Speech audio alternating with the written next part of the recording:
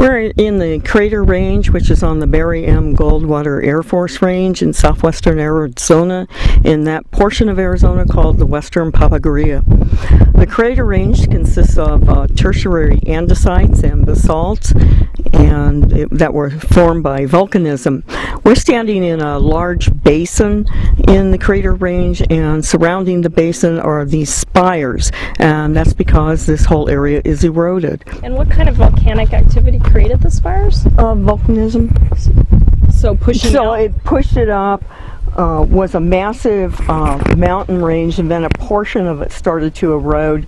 This large basin over here started to erode, and what's left of that larger mesa are these spires within this basin. And you've got some of these areas on the range completely closed off. This one obviously is fenced in. This is open to the public. There are... Open to the public with permit? Yes. Meaning the fence that we just went in is... You could get a permit to come here. The Barry M. Goldwater Range, Air Force side of the range, is a little over 1 million acres. And over 100,000 acres of the range is open to the public for recreation. And those areas are on the east side of State Route 85. The rest of the range is restricted access to military because of training. And that's live, which is... Are they still doing the aerial? Oh, yes, it's aerial, air to ground. It's done with inert bombs, but they're still large.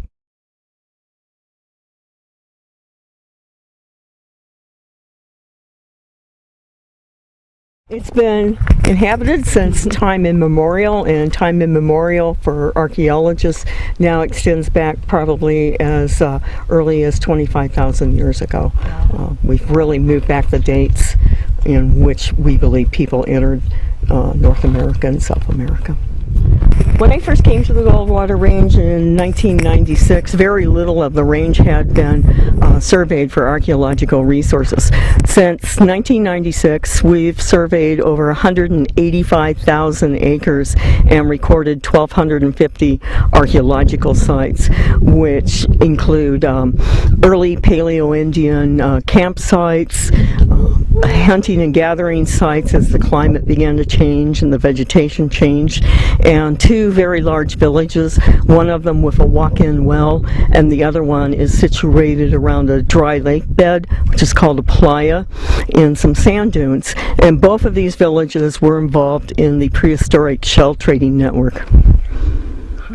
And did they trade salt as well? They did trade salt, and they also traded obsidian, which is from the Goldwater Range. It's from here in the Sauceda Mountains. And the obsidian would be used for arrowheads? It would be made for making very fine tools, including arrowheads and blades, primarily. And it was traded throughout the Southwest. And between about 1200 AD and 1400 AD, that's the predominant obsidian that is used in southern Arizona. So people were coming here to the Goldwater Range between that time to get salt, seashells, and the obsidian. And do we see an environment that was very much like those early years, or has it changed? Can you tell from the records? Well, we know from the earliest sites, 10 to 12,000 years ago, that the climate was very different. It was cold, it was wet, there was pinon, juniper, yucca, and grasses belly high to a mammoth. And then that started to change as the climate got warmer and drier, and we see the Sonoran Desert slowly starting to form over a period of about 8,000 years. We don't get organ pipe cactus moving into this area until about 3000 BC. So, interesting. So they were seeing very different climate. Well, the people who were living here in these villages were seeing an environment that is almost exactly like today, but it took 8,000 years to get to that environment. And do you have a sense of how many people could be sustained? Was this a mobile culture? Was it a farming, water harvesting culture? Was it It depends on what period of time that you're looking at, but even during the period of time when people are living in habitations on a year-round basis, they are continuing to gather wild plants and supplement their diet with them. And in fact, for some people or groups, wild plants still may have been more important than things like corn, beans, and squash. And would a community, you said you found a large community, but I'm assuming that's not a large, like Tucson large. What kind of? Well, we have two very large communities, the site of Lago Seco, which is on the playa, and the site known as Verbena Village. These two sites, plus the site of Lost City and Cabeza Prieta, and the village called Cuicatch Village in Organ Pipe, they were part of the shell trading network, and they're all about a day's walk apart. So people were collecting shell, obsidian, and salt at the Sea of Cortez, coming back through these villages.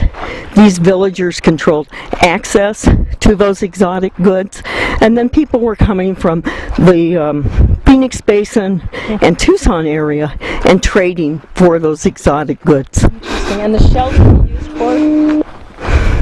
They were used for making jewelry, for bracelets, pendants, earrings.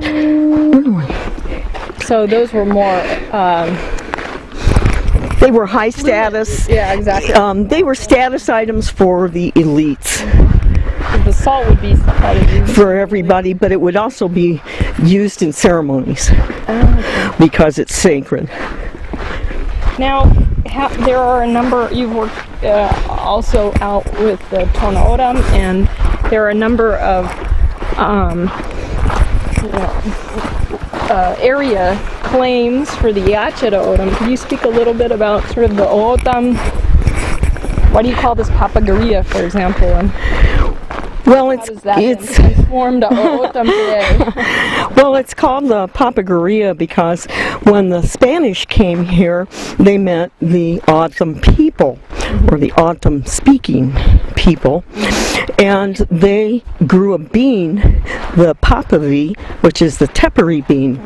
Well, the Spanish didn't understand when the O'odham would say, "We're O'odham." They just didn't understand what they were trying to say. So they called them the Papago for the papavi of the tepary bean. So essentially, this is the land of the tepary bean eating people. That's what Papagaria means. And when did they take on their more traditional, or their traditional name? O'odham. That was in the mid-1980s that they went back to using their original name, Tohono O'odham, and the Yachida O'odham. Now, the western Papagaria is primarily the home of the Yachida O'odham, who were also called the Sand Papago.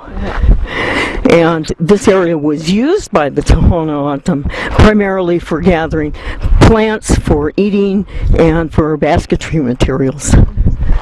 And Lorraine talked a bit about the cultural differences between the two, Tohono O'odham and Yachida O'odham. Yes, I've seen something there. Oh, it's a balloon. Okay. It's like, oh, I hope it's not a backpack. Okay, the cultural differences. Well, they are very different culturally. If you're in the eastern Papagaria, where the Tohono O'odham live, you were likely to be a two-villager, in that there were villages up in the mountains that they lived in during the wintertime. Usually there were springs near those villages.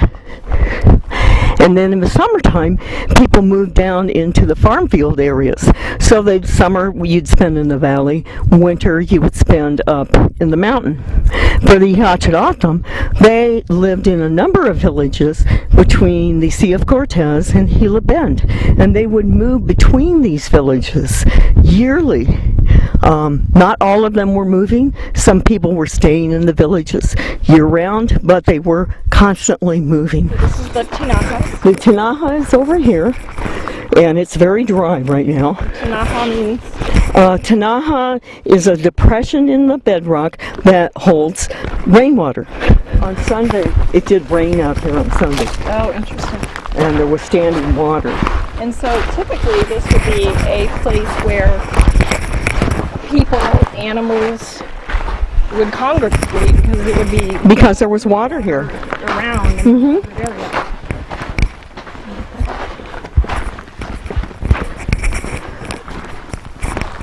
So this is where they come. It's getting a little wet. Yeah, it might be a little damp still in the bottom. And so the water flows over the top here. And you can see how high the water gets from this debris here called detritus. Right. And the autumn actually collect the detritus and they spread it across their fields to fertilize their fields because it's very rich in nutrients. But this little wash here with this Tinajo flows very, very high. Oh, really? Yeah, you can see how high it was. And, oh, there's actually a little bit of debris that's caught up in that tree over there. How long would the standing water be available for if you get Arizona's rains are in summer and winter, and so then you've got a month of water here? Well, depending where you are and how much rain you're getting throughout the summer and winter, these Tinajas can hold rainwater anywhere from a few weeks to several months. And they were the most reliable source of water in the western Papaguria because the only springs that are here are at Alavapia, Quito, and another spring down in Organ Pipe. So this is how people lived. They walked from water hole to water hole. And this was also was this part of the Devil's Highway, or is that more what? Yeah, the Devil's Highway actually runs along the border fence pretty much from Sonoita to Agua Dulce, and that Agua Dulce, it turns south and follows the Sonoita River until it reaches Sea of Cortez. So Lee talked about the highway as a modern day corridor for these early corridors. Oh, he might have been talking about State Route 85. Yes. Okay. That's another corridor of historic. Right. I like to say that, people use State Route 85 and they pass through the Papaguria. And when I first came here to work in 1989, I thought that that's what I would see in the archaeology. I thought I would see evidence of a lot of people passing through, but not of anybody settling in this area. So it was quite remarkable to start finding these very large villages. One of them has irrigation canals, finding all of these walk-in wells that people actually dug down to the groundwater, and the dirt that they were digging out, they placed around the water hole, banking it up maybe 3 to 4 feet. And so you would sit on the banks and then take your gourd and your dipper and go down and get your water.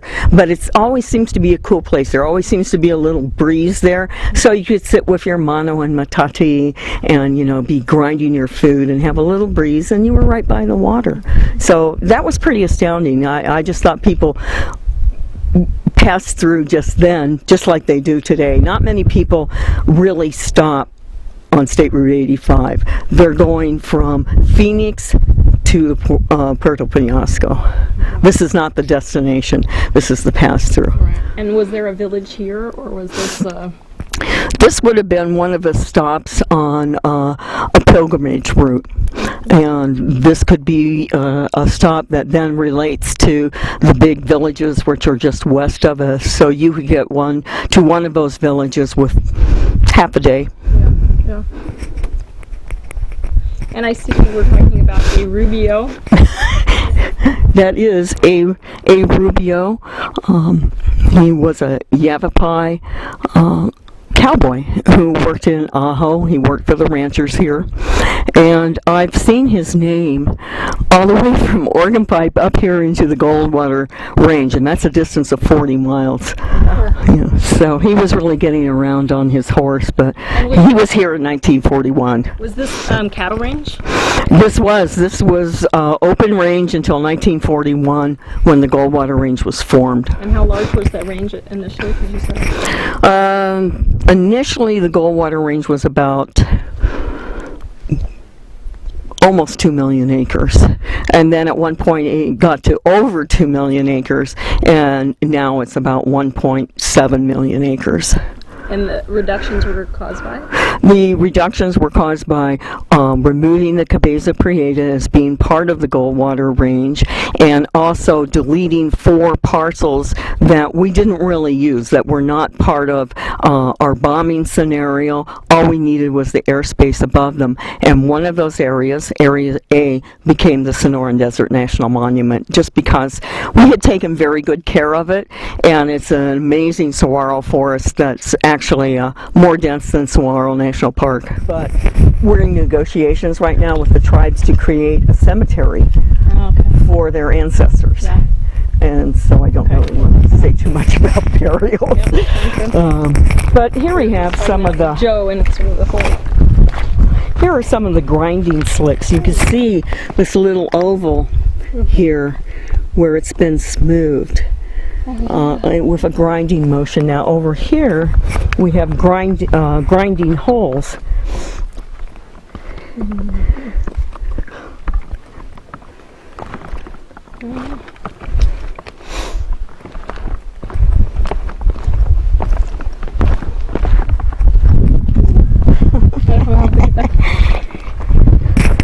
Feces. Yes. Look at that. Coyote poop, I think. Yes. I was going to say this is Coyote's bedrock mortar. But this is a bedrock mortar, and you use a pestle in this, and this is the particular way or type of tool that you use for pounding mesquite beans. So you would put the mesquite beans in there and take the pestle and just pound them. And the they're not ground. Cone shape, kind of a cone shape. Or Yes. Is it, I've seen them. So for me, I mean, I can sit here and sometimes I think I almost hear people who would have been here grinding, pounding mesquite beans, and I think of how the water was here and how important and a special place this was. This was what we call under the National Historic Preservation Act, this is a traditional cultural place. And in working with various tribes over the years, we have identified these natural resources as cultural elements. They're sacred sites to the tribes. And so I'm working as much as I possibly can to preserve these places and ensure that they are not modified to make wildlife waters here. Yep. This is a trail, and this little trail here is thousands of years old. Yeah. It's a little hard to see in the first part, but it's a little more visible as we get around. And that's again something that when I walk on some place where I know somebody else, where their feet have touched and walked for thousands of years, I just get this overwhelming feeling sometimes about this place and about the people who lived here.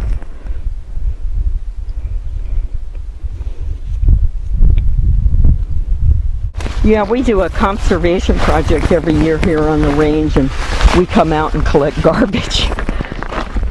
Well, that's new. Illegal activities. But the garbage collection, how long have you guys been doing that? Oh, for several years. Several years, but... Yeah. It's just, you know, we're getting a lot of UVA traffic out here. And bottles, blankets, backpacks, they all get wet. So you've got a trash collection? We do it as a conservation project. Every year we go to a location on the range and we pick up all the trash from the undocumented aliens that cross through here. We even haul out vehicles we have 8 vehicles that we need to go get right now that are on the eastern side of the range.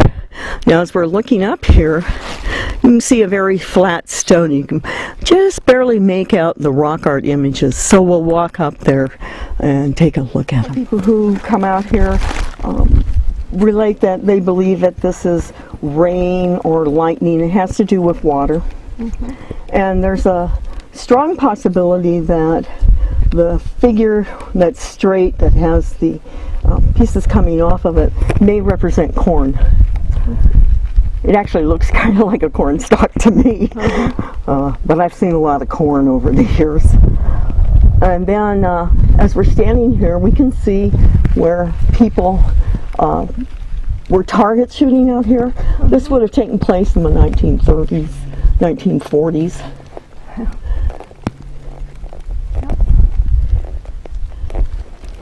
And then is that something over there too? Yes, there is. And then there's also right down in here, there's a very faint outline of a figure. Has he got a bow and arrow, or can you No, make any no. guesses It's about what it really is? an abstract. Okay. There's also a little shrine here that I haven't visited in years because it's very, very high up. But it's a shrine to the Virgin of Guadalupe. And so it has a candle of the Virgin of Guadalupe, and it has several little offerings. But I haven't climbed up to look at it in a few years because it's really quite a climb to the top. And right up there where we're looking right now is where I saw two bighorn the last time I was there. Looking down at you. So I moved up into the rocks, and they came down and drank at the Tanaha, and then they walked up the valley. No, there's no radiocarbon in rock art. It has to be charcoal to give us a date. And there have been a number of attempts to date rock art looking at the patina on the boulders. Thus far, there's really nothing good in terms of an absolute dating technique to help us with the rock art. What does help us is motifs.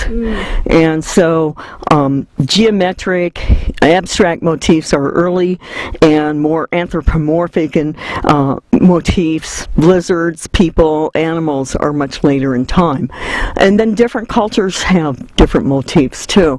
So we can tell that this is basically the people who were living in this portion of the desert.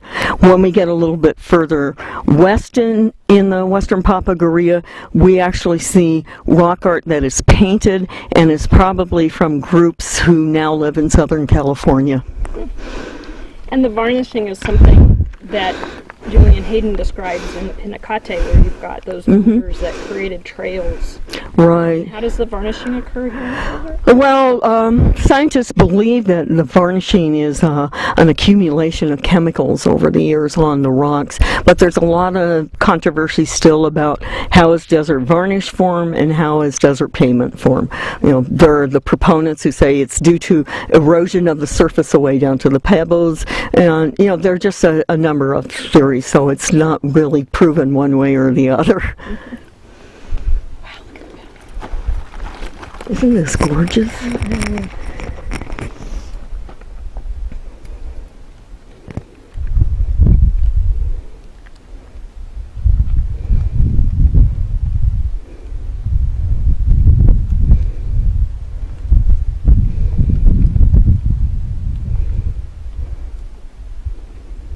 Quiet is always what got me when I came to Ajo. I would stay at Lorraine's house occasionally, and it just was almost too quiet. My ears would be ringing.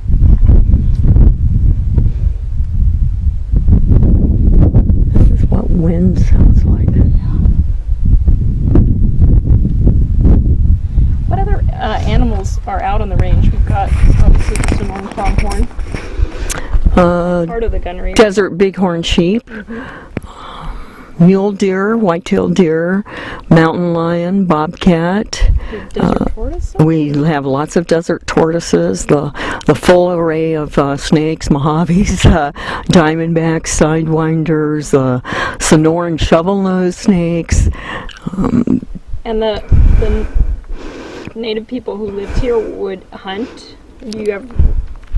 Yeah, they were hunting these animals.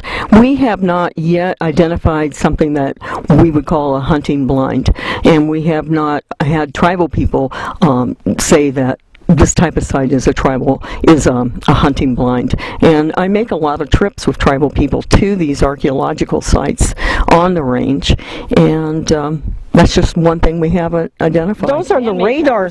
Those are the radar towers up on top of Childs Mountain. Tom Childs was an early pioneer here. He came to the western Papagoria in the late 1870s. He ranched here Well, actually, Child's Ranch still exists. Family members still ranch this area. He was married to a Hiachidautham lady from Alavapia. He had many children and adopted many children. He was a very generous person and knew a great deal about the Hiachidautham. And how many Tanahas are on the range?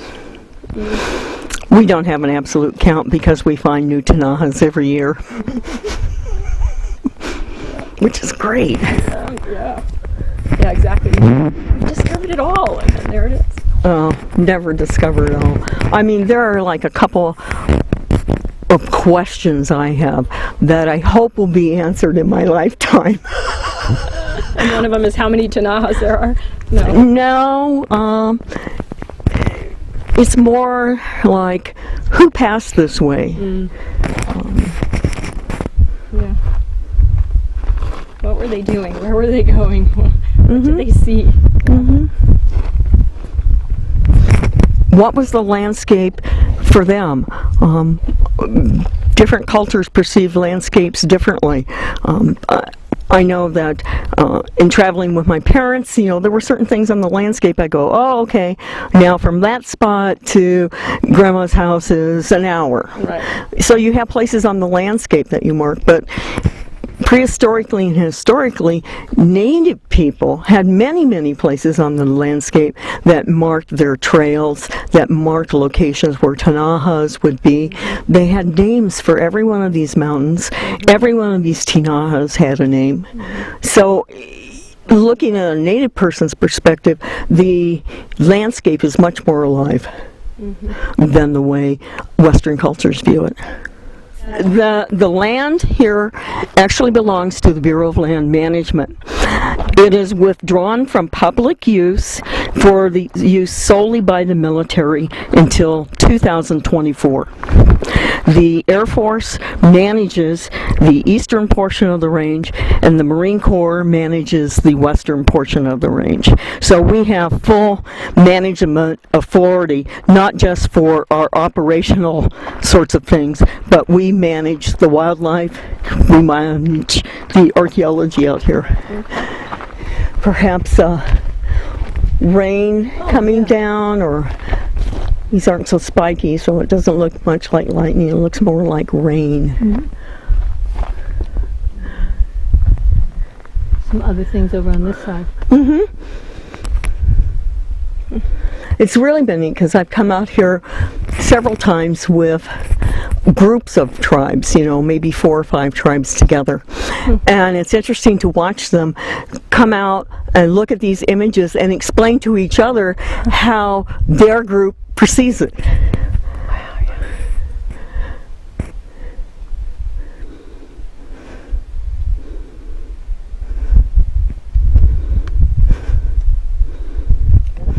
Bighorn sheep, and I've seen bighorn sheep here any number of times, and so I always love this petroglyph to see that prehistoric people recording the fact that there were bighorn sheep here.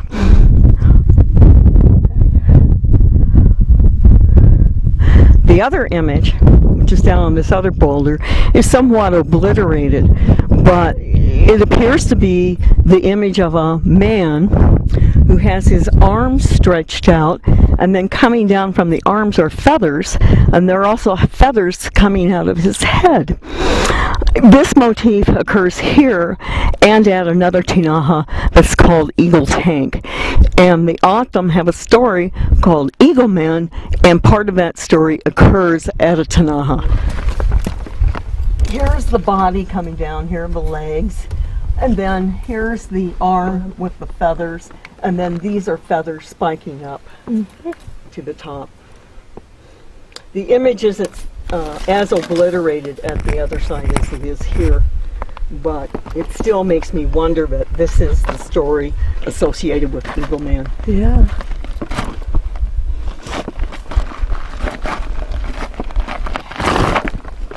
And those are dancers up there, do you think? Or They could be. So they can be clouds or any number of things.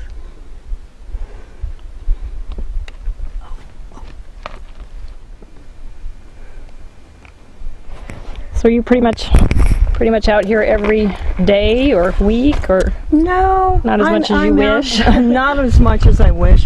This has been an unusual year in that I've been out here probably an average of 10 days a month since January, which is a lot. But it's been great. The more I can be out of the office and actually on the range doing archaeology, the better I like it, because I'm basically a field person. That's the part I like about archaeology and being out here, is looking at the landscape, looking at the sky, knowing how people would read the sky. They were wonderful, wonderful weathermen. And so I just like taking all of that in, and I hate sitting in the office in front of the computer writing about it. And have you done every square foot of the range at this point? Oh God, no. No. We have 1.1 million acres. I didn't know. And we've done I thought maybe. We've done 185,000, so nearly 20% of the range is surveyed. Compare that with like 0.05% for Cabeza and 2% for Organ Pipe. I got it. Yeah, and you can see that the Air Force has really done a tremendous job and taken its responsibility quite seriously regarding natural and cultural resources management. Because that's like a 15-year project, right? No, because when we first met, they were beginning to think about it, but they weren't really committed in a long-term or larger way. At that time, they were committed to doing natural and cultural resources work in areas where they had operations. Right. And then when the range was renewed, that changed to include all areas of the Goldwater Range. Oh, interesting. So the renewal sort of changed the management scenario. Okay. And the change in that management scenario was supported by the public. Right. Because we used to have dual management with the BLM. Oh, this was the big issue. Yeah. Whether we could be trusted, let's say, to trust us to do the management. And what it came down to really is we financially could afford to do the job. I think that was Bill Doyle's argument, is that give it to Goldwater because they've got the bucks. Well, the range was renewed in 1999 for 25 years. And is 25 a typical, or was that in a larger? That was actually, let's see, yeah, that was actually longer than the previous renewal, which I think was only 15 years. So it was a longer period of time, but there are milestones along there where the public has input. There's a public meeting every quarter to bring people up to date on studies and management issues, not only on the Goldwater, but on Cabeza and Organ Pipe. And are you one of how many archaeologists or resource folks on staff? There are 2 archaeologists on staff at the Goldwater, myself and Dr. David Doyle, and he's an expert on the Gila Bend region. We did.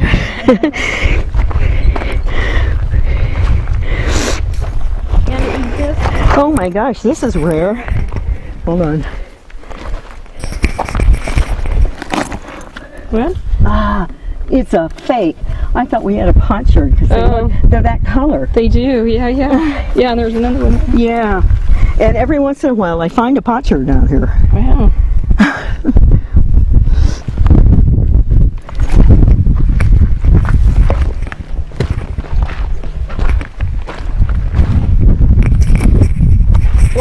One of our questions has been this issue of the importance of an institution versus the people. And the Air Force is a large institution, and this is a large plot of land. Yes, it is. Do you have any sort of sense of people versus...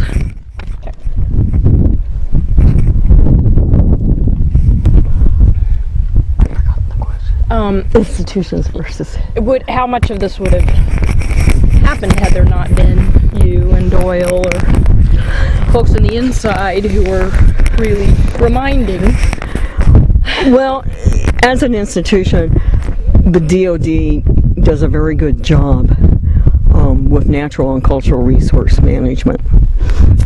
But it's also very important to have people within that institution that are passionate about the management of lands that an institution holds.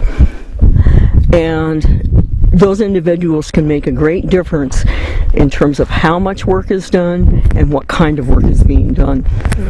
There are locations where you just get the basic archaeological surveys done for operational issues.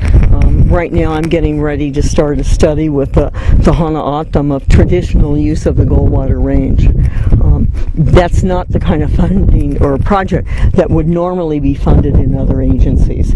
Well, you said you were doing oral histories. We do oral histories. I've done a lot of archival work where we sent people to New York and to the Smithsonian looking for collections and field notes of early explorers here on the Goldwater Range. We're doing surveys not only where we have operational issues, but we're doing surveys where we have public access issues.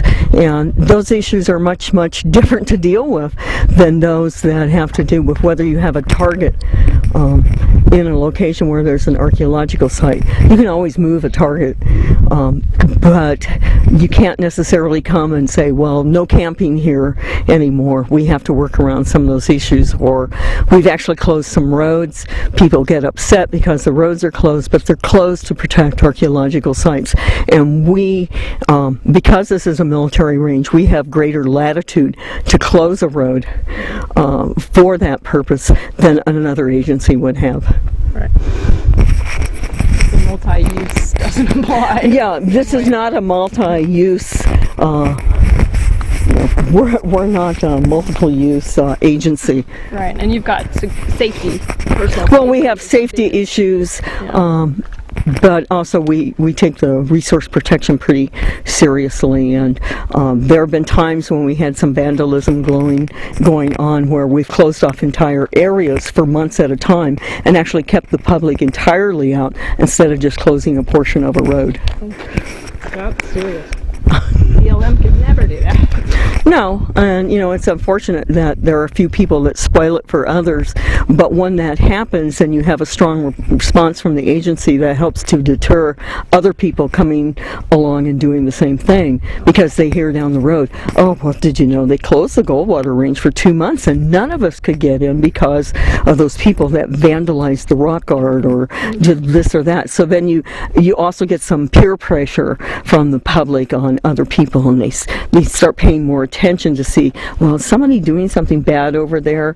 On our map brochures that go with the free permit for coming into the Goldwater Range, we have on there the phone number. If you see illegal activity such as looting or excavation of sites or people digging up cactus, then there's a phone number for you to call so that we have response from our security people. And again, that's probably better than most Department of Interior agencies. Well, because you had trouble getting into the gate, you have your security people here, whereas BLM doesn't have presence, or they didn't. Well, they have one person for all this area in southern Arizona, like from Gila Bend to the border over to the Tohono O'odham Reservation. So they have one ranger for 500,000 acres. And you guys we have a security forces. You've got the Gila Bend station. We have the Gila Bend Auxiliary Airfield, and that's where our field offices are. It used to be a military installation, and then it went contract in the early 1990s, and it's going to go back to civilian operation instead of being a contracted operation. So we have a fire department and police and... Yeah, I've been there. Is it grown? As somebody was saying, it's grown quite a bit. Is that right? No. It has. No, and in fact... It's further Belton area, Yuma.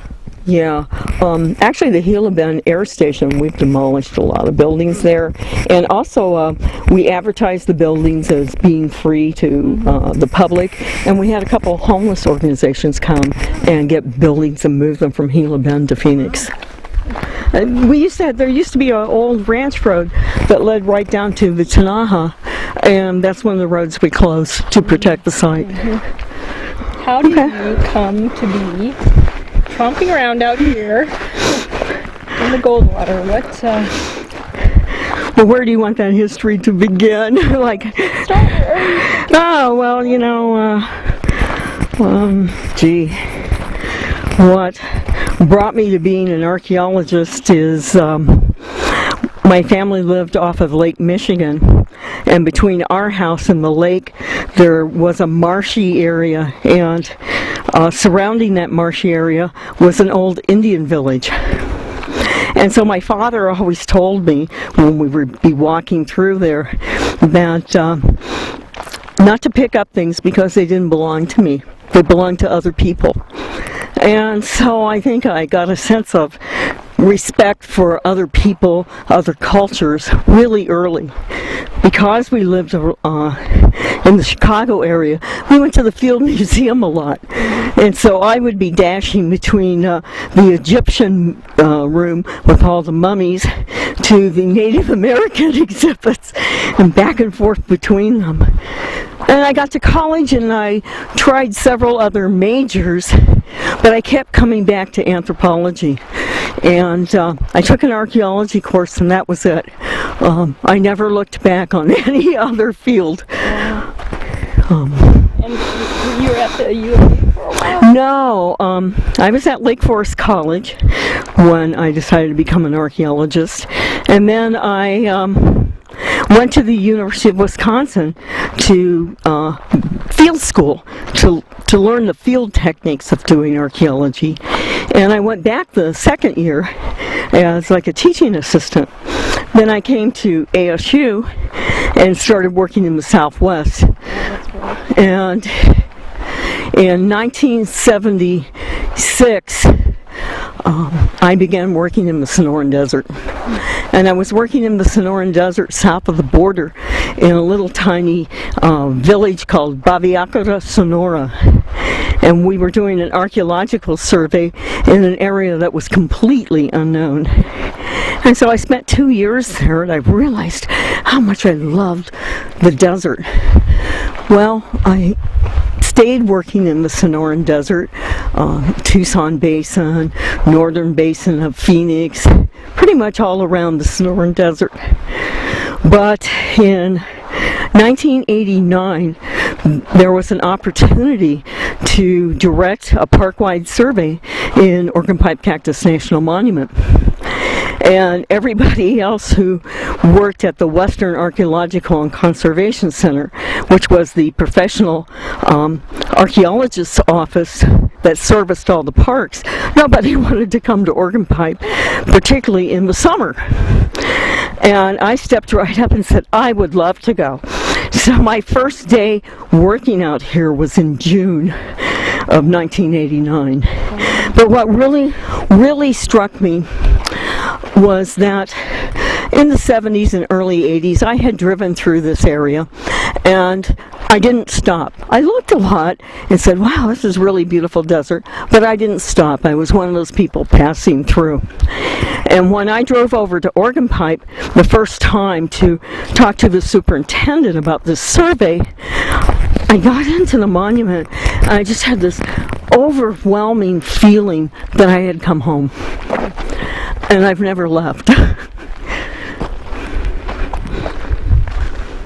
I've been wondering, as you've been talking about your interpretive work of these archaeological sites, the way you've worked with the O'odham and other native peoples, how did you make those sort of arrangements. How did you make those connections? Did they take years to develop? They took many years to develop. I first started working with O'odham people, primarily the Akimut O'odham, which are the Gila River Pima people. I was working on a project on their reservation, and I had two workmen who had worked with Emil Howry at State Town in 1964. And these were elders of the tribe, and I got to work with them, and they were amazing. And so from there, I went to live in Tucson, and I was doing a project for the Tohono O'odham Nation. And it was just amazing working with the people. They were so interesting, so kind, so wonderful. And hearing from them, talking to them, made me a much better archaeologist because I started to see things from a different perspective. So now I had multiple perspectives going on, and perhaps that's colored my interpretation at times, because I'm not solidly in one culture or another. I try to blend it all together. I wonder if some of their earlier experiences with people like Emil Howry, if they were positive, that might have had a carryover effect with their trust of you. Did it take time to establish trust? Well, it took a lot of time because in the 1970s and 80s, there were some problems with archaeologists and tribes, and it did blow up with a project on the Tohono O'odham Nation. And at that point, the Tohono O'odham Nation decided that archaeologists were not allowed to work there anymore. And the project I did for the nation came right after this proclamation that archaeologists were not welcome. So It didn't count somehow. well, they didn't really know me that well at that point. And so when I went to work with them, I said, we've got to change this. So every day at lunchtime, I take my lunch up to the district office and sit and eat with the people. And then at the end of the day, I would bring in all the bags of artifacts and set them out, and we would look at them. And I also had two O'odham youth working with me, and that established the trust. And from there, I've just worked with other members of the tribe. Joe Joaquin and I go back over 20 years. He was one of the people that came to Oregon Pipe to meet me when we started the surveys, and he had just been elected to the council. And so we laughed that we both started in these positions in 1989 at the same time, and here we are, both of us are still going strong. Well, it's not just in the tribes you've had to work with, but also people in other agencies. And you say there's not very many archaeologists in other agencies like BLM or... There's a BLM archaeologist, but she covers everything for the lower Gila. And so she works primarily in her office. And so I'm in contact with her in terms of things that I can do on the range that spill over into BLM area. Like watching sites, monitoring some sites that are just off the range, because we have a volunteer group that monitors my sites. Right. Tell me about the volunteer group and how you got them involved. Well, they're part of the Arizona Site Stewards Program, which is run by the State Historic Preservation Office, and it's a larger group of volunteers who receive about 40 hours worth of training, and then they are assigned archaeological sites. And it's like adopt a highway. They adopt the archaeological site, and then we develop a schedule during the year for how often they have to visit. Now, that's the basic Site Stewards Program. On the Goldwater Range, we do a great deal more than that. We call our program Partners in Preservation. And so I have taught our site stewards how to record archaeological sites, how to conduct archaeological surveys. So there are times when I need a couple extra people to help me on a project out here. Recently I had to record a historic period site, so I had two site stewards who were willing to come with me, and thank goodness they knew old cans and bottles much better than I did. So that's our volunteer program, and we have 30 site stewards Chris Glyphs is a site that is visited twice a week between October and April, just to give us any signs that people are vandalizing or doing anything out here. And in fact, the site stewards this year reported that people were driving around the fence posts that we put up here to keep them from going down to Chris Glyphs. And so we came out here and we put some brush down and added a couple fence posts. And we actually have a camera here now, and it records who drives over. So we now have license numbers, and what we do is we revoke the person's permit. Because these are people that have gotten permits because they have to get. You have to have a permit to know the gate combination.